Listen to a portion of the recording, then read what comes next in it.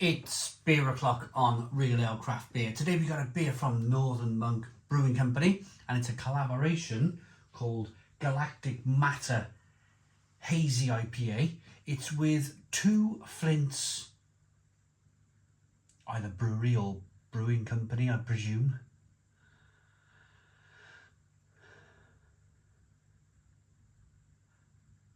Best served as cold as the north. Yeah, I kind of agree there. I went up to York and it was like at least 3 degrees cooler than down here in South Wales. It was like, whoa, overcoat kind of warmer. Overcoat cold, overcoat warmer, that's the saying, isn't it? So I picked this beer up in Tesco. It cost me £4. It's a 7% ABV. And we're on our way to being double IPA here, aren't we? Northern Monk. Yeah, started off loving Northern Monk, and then they kind of, I'm not going to overly focus on it because this could be a great beer. But for me, they took the same trajectory in terms of their supermarket beer offerings as Brewdog. They went through a stage of producing great beer.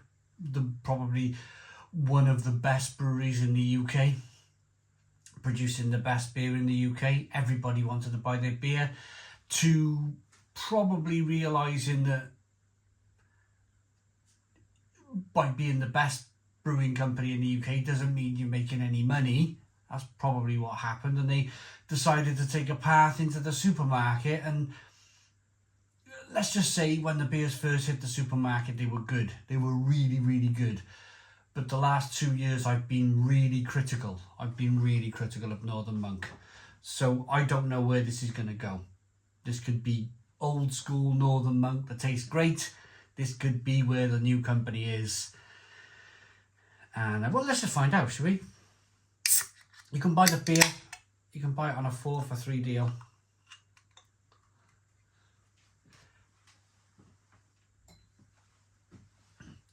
Four cans for £3, £4 a can.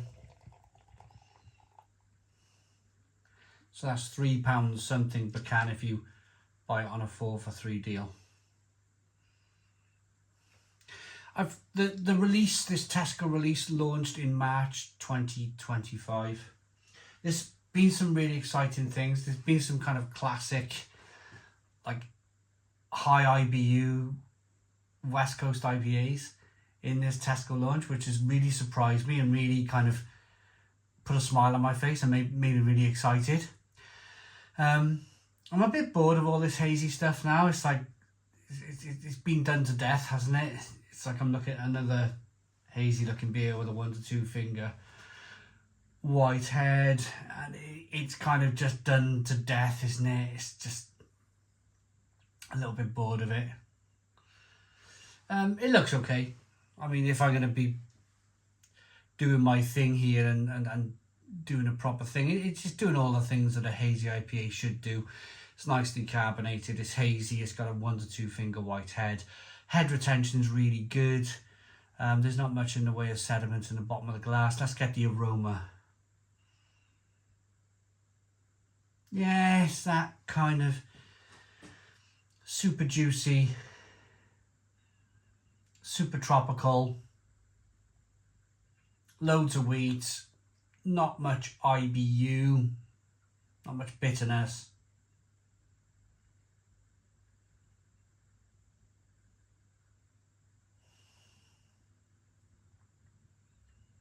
Passion fruit, mango, guava type thing. Let's dive in. Cheers, everybody.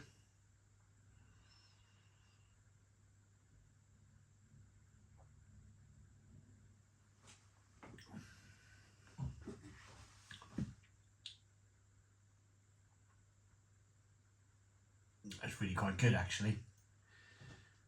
Hurrah! Yes, it's really quite good. Northern Monk. Yeah. I very much think I'm a fair person. I'm a fair person. I will tell you if something's really crappy, or I will tell you if something's really good. So, for argument's sake, last year, I didn't take too kindly to Faith, which was a phenomenal beer from Northern Monk.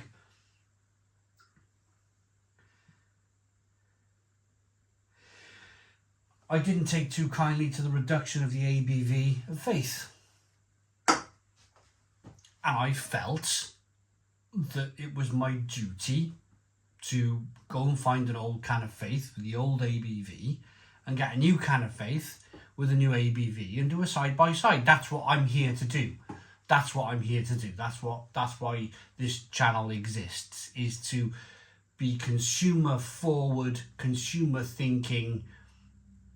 I'm here for you guys more than I am for the breweries. That's the whole point of the channel. I'm for the consumer, not the brewery. But I've always liked to think, thought of myself as somebody will call a shovel and a spade, and a garden fork, and all that kind of. I'll be completely honest with you. And I quite like this. This has the feeling of old Northern Monk. The quality Northern Monk that we all know exists.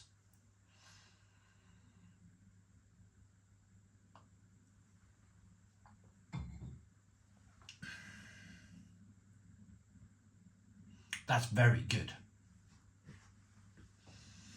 That's very good. That is super soft. That is super juicy. That is super drinkable. It's 7% ABV. Get these beers right. And although I started the review by saying, I'm a little bit bored by it all, because there's so much half-hearted hazy IPAs out there. It's almost as if it's so easy to hide behind the style.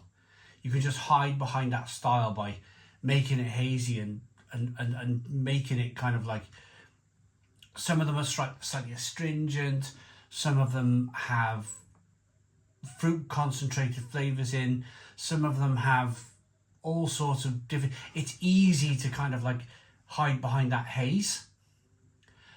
But on a personal note, on a personal level, you get this style right. It's like the best bitter. It's almost as if Hazy IPA has become the best bitter. But still, I reviewed a beer recently that was made by Steve Davis and Arbor Ales, and that was a best bitter, a premium ale, and that was stonkingly good. I still maintain the reason why a beer style exists is because the style was good enough to maintain. The style was good enough to go, hey, this is good. You get a good best bitter right, and it can be fantastic. You get a good hazy IPA right, and it can be equally fantastic. It's just so easy. I very, very rarely swear on the channel, but they're so easy to bastardize. And that's the only word that I can come up with for what I see with a lot of hazy IPA these days, and a lot of best bitters these days, is that they're bastardized. They're completely like, there's the name of the style, but this is a half-hearted effort at it. Well done, Northern Monk.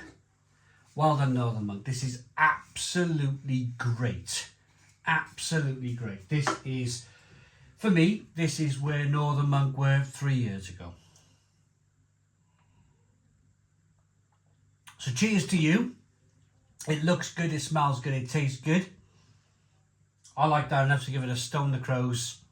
Why not? 10 out of 10.